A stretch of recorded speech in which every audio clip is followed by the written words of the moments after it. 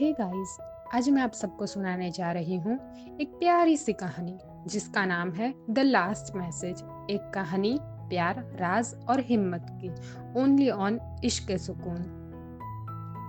मुंबई की शाम कुछ अलग सी थी। आसमान में काले बादल छाए हुए थे और जमीन पे लोग अपने आप में खोए हुए थे। पर रिया के लिए ये शाम और भी ज्यादा भारी थी। उसके फियांसे कबीर कबीर को गायब हुए 2 दिन हो गए थे। ना कोई फोन कॉल, ना कोई मैसेज। हर बार उसका फोन दिखना एक उम्मीद थी जो हर बार टूटती थी। वो दोनों एक दूसरे से बेपनाह मोहब्बत करते थे। शादी की तैयारियां हो रही थी, हर दिन नया सपना, नई प्लानिंग। पर फिर सब कुछ एक पल में रुक गया। उसी रात रिया ने कबीर का आखिरी मैसेज दोबारा पढ़ा। अगर कुछ हो जाए तो ग्रीन डायरी देखना। टाइम था 2:07। उस रात के बाद कबीर लापता हो गया। रिया ने उस डायरी को ढूंढने की कसम खा ली थी। घर के हर कोने को पलटा और फिर एक पुरानी ड्रॉवर के नीचे वो डायरी मिल गई। कबीर की हैंडराइटिंग में लिखा था, मैं कुछ ऐसा देख चुका हूँ जो देखना नहीं चाहिए था। वो लोग पावरफुल है और मुझे खत्म कर देंगे। अगर मैं वापस ना आऊँ रिया, तो हिल रोड वाले कैफे में जाना, मिडनाइट ब्लाइंड मांगना, कहना कबीर ने भेजा है। रिया का दिल तेज धड़क रहा था। अगले ही दिन बिना किसी को बताए वो कैफे पहुंच गई।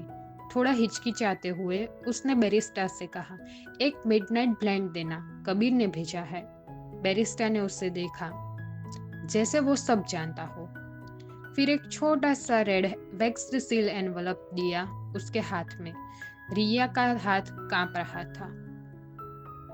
घर लौटकर उसने एनवलप खोला। अंदर एक यूएसबी ड्राइव थी और उसके साथ एक छोटी सी नोट जिसके अंदर लिखा था, ये सिर्फ मेरे लिए नहीं है, सबके लिए है। सच बोलने का वक्त आ गया है रिया, प्लीज तुम डरना मत। रिया ने लैपटॉप खोला और ड्राइव लगाई। स्क्रीन पर एक वीडियो चालू हुआ।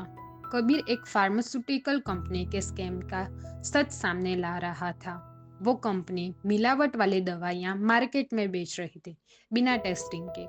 लोग मर रहे थे और कबीर एक जर्नलिस्ट होने के नाते सच सामने लाना चाहता था। लेकिन उसे भी पता था ये सच उसकी जान लेगा।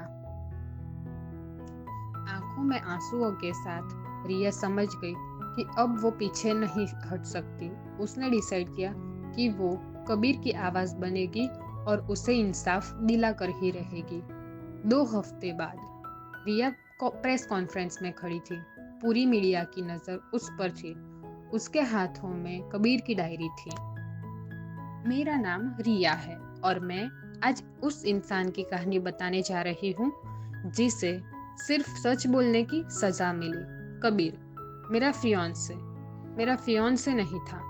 वो एक सच्चा जर्नलिस्ट था और उसने अपनी जान देकर सच को बचाया। अब मैं उसकी आवाज बनूंगी। मैं कबीर का सच दुनिया के सामने लाऊंगी। उस दिन रिया ने सिर्फ एक कहानी नहीं सुनाई, उसने एक क्रांति की शुरुआत की। बारिश अब रुक चुकी थी, लेकिन रिया के दिल में एक तूफान उठ चुका था।